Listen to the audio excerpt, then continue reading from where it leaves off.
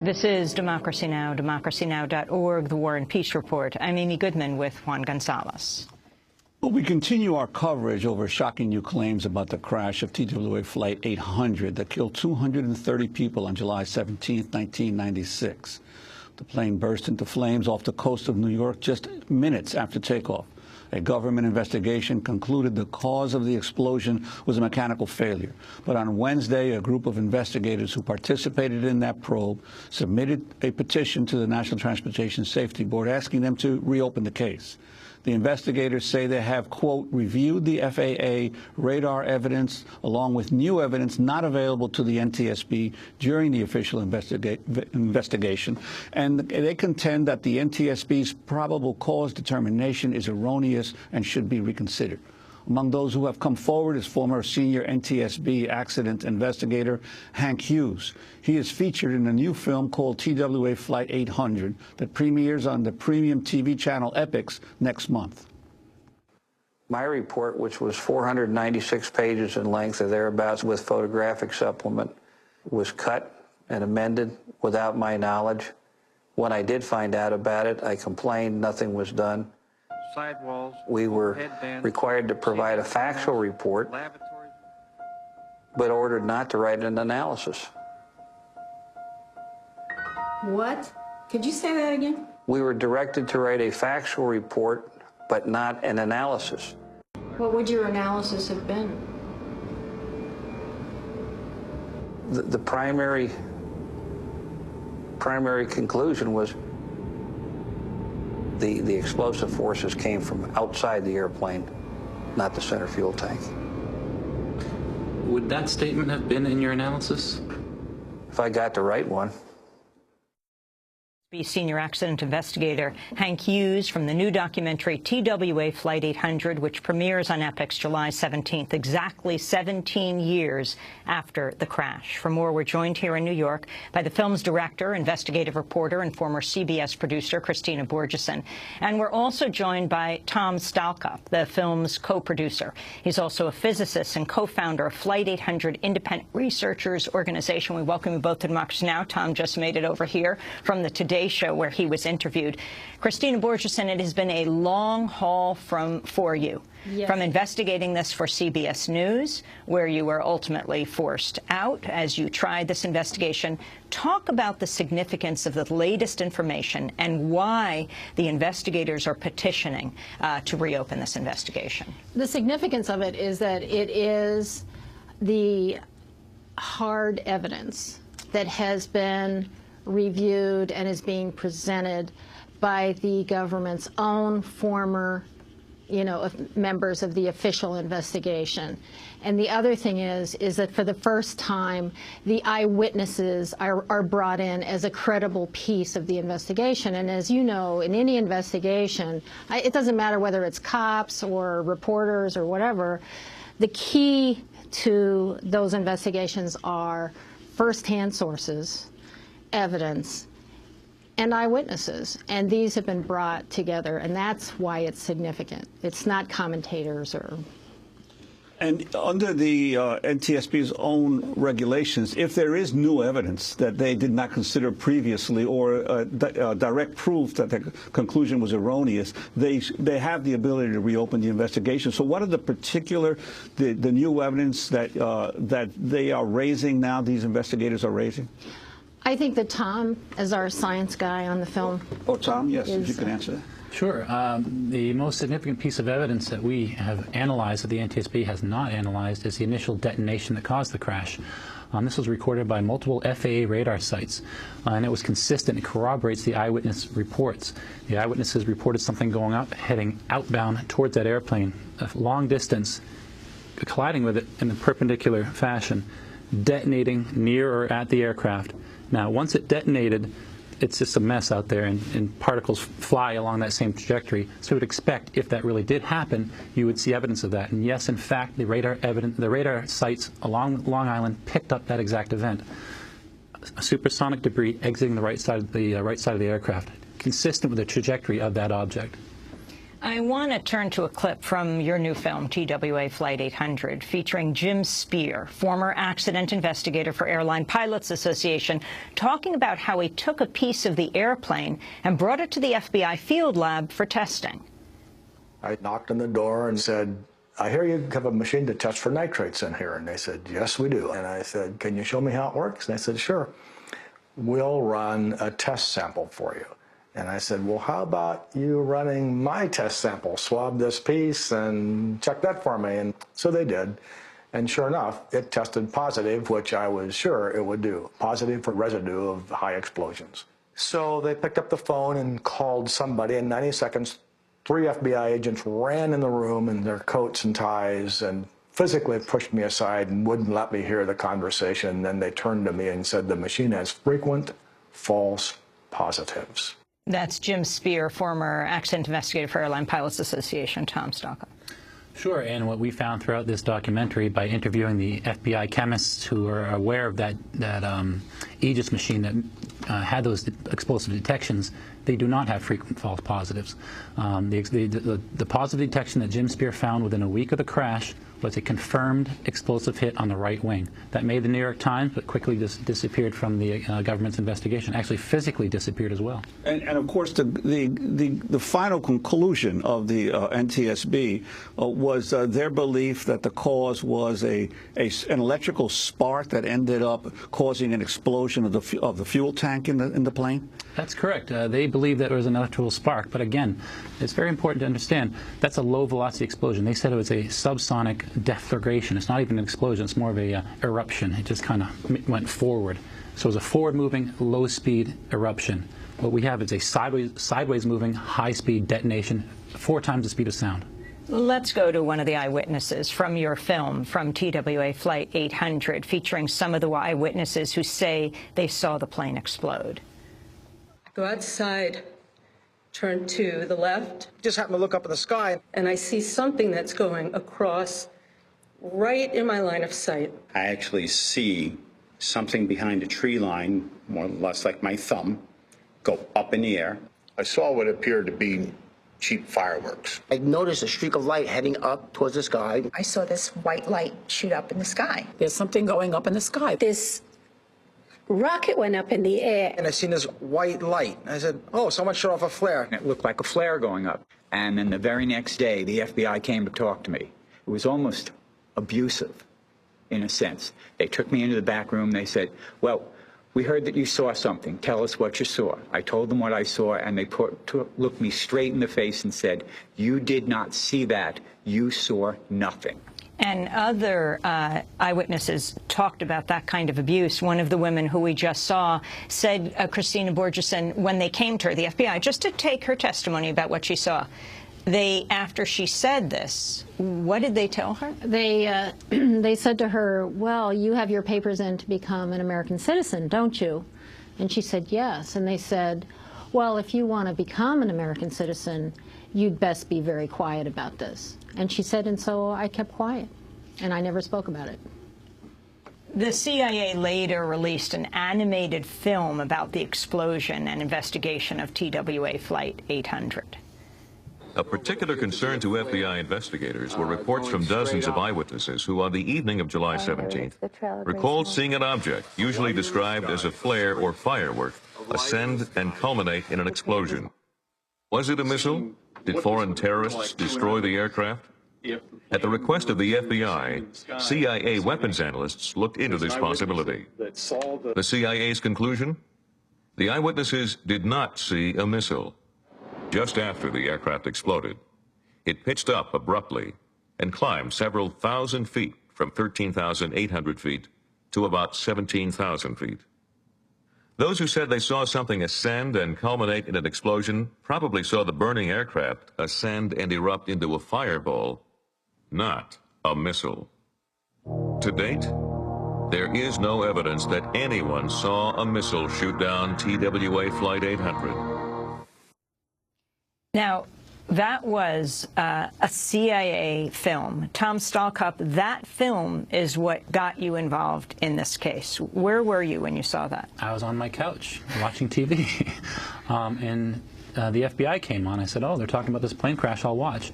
And then Jim Kallstrom announced this video. He watched this video, and all of a sudden the big emblem of CIA came on, and struck me as a little bit odd. And they kept saying, like you saw, not a missile. And so I turned to my girlfriend, I said, must have been a missile.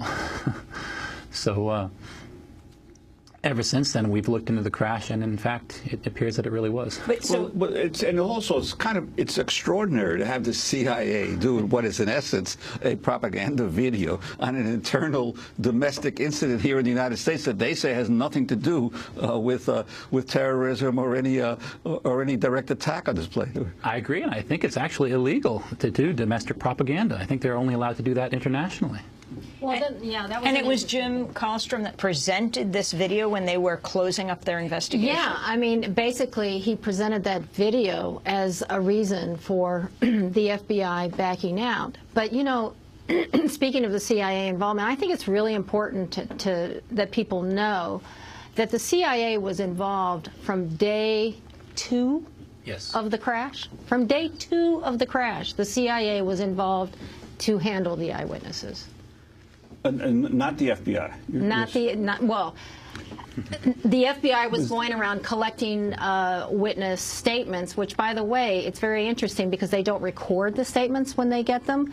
They just write up notes, and then they write up their notes of the investigations as opposed the interviews, as opposed to actually recording the interviews, which the NTSB does do. Wouldn't the CIA be involved if they were looking to see if it was a foreign terrorist? Well, yes, but as witness analysts? You mean questioning the analysts? Yes. Yeah, well, let me just respond to that. In the very beginning, I think they were doing the right thing. They were actually giving advice like, oh, this is what a foreign terrorist missile would do. But soon thereafter, within a couple of weeks, their focus changed to providing, technical assistance to the FBI, to explaining to the FBI what the eyewitnesses saw. And that's actually contrary to what the FBI investigators were determining. They actually were coming out with a report within 2 weeks of the crash saying that it was most likely a missile.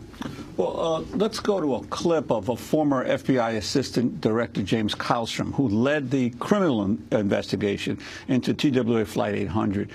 He is speaking on CNN's The Lead with Jake Tapper on Wednesday, responding to a question about the claims made by the former investigators in your film. I think it's preposterous, quite frankly, Jake. I understand now, just in the little bit I read in the paper, that they're retired. If they felt that way back then, they could have come to me. I was someone desiring to get to the bottom of this thing, believe me. And I had a reputation for not pussyfooting around. Yet it seems like they've comfortably waited till they have their pensions before they became whistleblowers. So I think it's a bunch of bullcrap. I don't really understand that. If they felt that strongly, and for knowing the people at NTSB and the science that they brought to it, for them to disregard something that was important or correct, I just don't see that that's possible. I have no idea why they came forward now, other than the fact maybe it's a good time for, this idea of blowing whistles and making documentaries. Could you respond to James Kallstrom's comments about the investigators in the film, Christina, and also talk about the claim that they came forward because this is, quote, a good time for the idea of blowing whistles? First of all, let me just say this: if he says that they could have come to him, these guys, Hank Hughes actually testified before a judicial committee about the problems with the FBI's investigation. He complained, for example, Tom Thurman, who was going around pulling out pieces of debris from the seats without any regard for trajectory, which is very important. Ricky Hahn, part of Mr. Kallstrom's team, who was banging on pieces of debris, which is, of course, altering evidence. So why would they want to come to Mr. Kallstrom and his team? They were deeply troubled by what they were doing, and they did try and speak out at that time.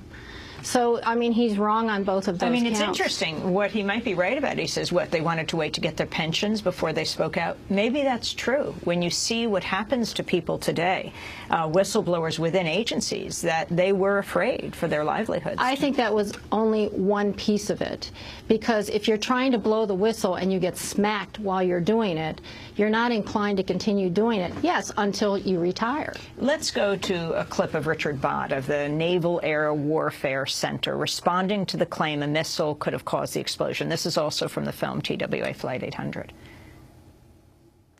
It's possible that several types of missiles could have been in the vicinity of TWA Flight 800 at the time of the mishap. But the possibility that that occurred is hard to imagine. Well, what about that, Tom Stockhoff? Yes, he actually wrote a report for the NTSB called the Missile Impact Analysis Report. And in that report he says, well, there's no evidence except there is this hole in the left side of the plane, which seems to be, if it was anything, it was a missile coming down from above. And that just seems, like you said here, hard to imagine. Well, that's exactly what the eyewitnesses reported, something coming from the left. Well, we reached out to the FBI and the NTSB asking them to join us on this morning's show. The FBI has not responded. The NTSB declined to join us. However, they did release a statement Wednesday saying they would review the petition asking them to reopen the investigation into the explosion. They wrote, quote, the TWA Flight 800 investigation lasted 4 years and remains one of the NTSB's most detailed investigations. Investigators took great care reviewing, documenting, and analyzing facts and data, and the NTSB held a 5-day hearing to gather additional facts before determining the probable cause of the accident during a 2-day board meeting. According to the NTSB's report on the explosion, quote, the probable cause of the TWA Flight 800 accident was an explosion of the center wing fuel tank resulting from ignition of the flammable fuel-air mixture in the tank. The source of ignition energy for the explosion could not be determined with certainty, but of the sources evaluated by the investigation, the most likely was a short circuit outside of the fuel tank that allowed excessive voltage to enter it through electrical wiring associated with the fuel quantity indication system. Now I want to play a clip from the film TWA Flight 800 of Rocky Miller, accident investigator for the Flight Attendants Union, and Jim Spear, accident investigator for the Airline Pilots Association, responding to that finding. We never found any of that. We didn't find any evidence in the wiring on the aircraft that would have indicated that a spark occurred inside the center wing tank to blow it up. Did anybody in the investigation find this wiring? Not to my knowledge, no. The only wiring in the center fuel tank is to the fuel quantity gauge, and that's a fine wire meant for milliamps. The main power on the airplane is 150 AC, and it would have taken 1,200 volts to arc the fuel quantity probe, and there's no 1,200 volt electricity on the airplane outside of the engine igniters, and it's individual to each engine. So the cause of the ignition of the center fuel tank had to be something other than airplane electronics. That was Jim Spear of the Airline Pilots Association. Your response to some of the NTSB's claims as well as their rebuttal? Yes, well, you know, the center wing tank vapors could have exploded, but this isn't news. I mean, Boeing knew this. They actually design their tanks to always assume that they have explosive vapors in those tanks. What they do is they design it so there's no way high voltage can get into these tanks. The wires that go to those lines that he was talking about, those low voltage lines, are protected by a nylon sheath that's impregnated with varnish. To have any kind of chafe cutting through that nylon and then getting that short circuit, I just can't see how that's possible. And actually, the NTSB, has never duplicated that spark from airplane electronics. And this issue of the naval exercise that was taking place, Christina? Well, I mean, that's we put that in the circumstantial evidence pile, and we don't discuss it because it isn't hard evidence. It isn't firsthand source. And unless and that's why we are submitting this petition, because it is something that should be examined further. But you know, what was going on at the time? There was a military exercise going on at the time in the area, and they had activated some warning areas, some warning areas there, and there were all kinds of vessels out there. But again, we don't go there because there's no, we don't have any hard evidence. So why call to reopen this? Because it needs to be looked at, because the actual cause of the crash is an ordnance explosion outside the airplane. So obviously that's not a center wing fuel tank explosion. But there is, you do have factual evidence of the role that the Navy played in the original investigation, don't you, in terms of what you found out about their role? Well, I mean, they were a huge part of the recovery. They recovered the wreckage. It was very interesting that Navy divers went and dove by themselves for a few days before they allowed the NTSB divers, the NYPD divers to go in. The CBS's law enforcement consultant, Paul Raganese, who was friendly with those guys, they told him that. So there was some odd things going on from the very beginning. Well, this film is going to air, your film, Christina Borgeson and Tom Stalkop, on July 17th, 17 years after the explosion of TWA Flight 800. And that's the name of the film, TWA Flight 800. It will air on Epix on July 17th. That does it for this segment. We'll continue to follow this story. Stay with us.